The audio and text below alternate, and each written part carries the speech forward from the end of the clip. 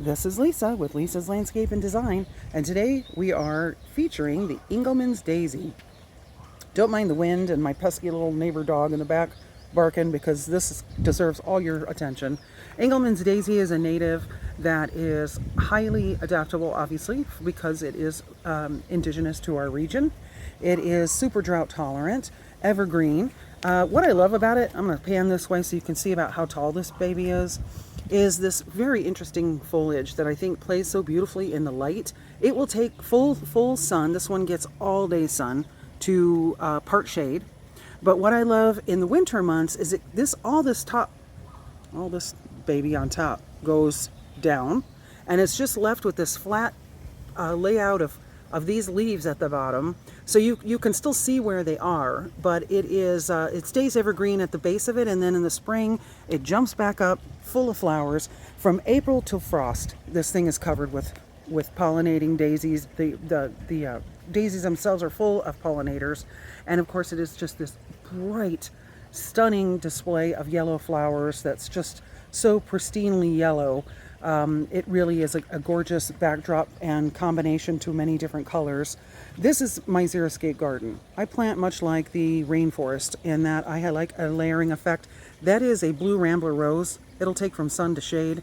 If you haven't tried that one, find it. You'll be happy that you did. Very drought tolerant, easy.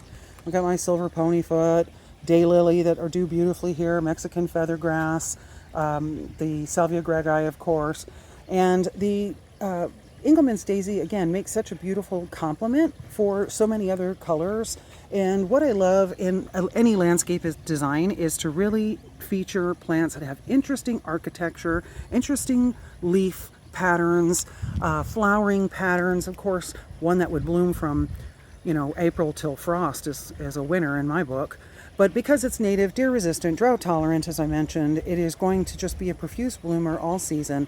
You'll find that it's going to be covered in pollinators, which I think if it wasn't so windy right now, it would be.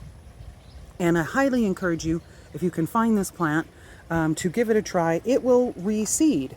So out of my one, I have a friend over there, and I have a friend over here. And they're not aggressive reseeders. You can see this is several years old, and I've now have 3 or 4 of them in the landscape that I've just allowed to take over in those spaces. But what I love about it is it's just so tough. This gets sun from morning till night, east to west, and it will, there's a little baby bee. It will do very well in part shade as well, but you probably won't get as profuse a bloom cycle out of it. So I, again, highly recommend Engelman's Daisy. Beauty in this landscape, boss in the heat, going to give you a lot of flower production, very interesting foliage. Even the new buds coming up are super cool. And with that, go get your garden on.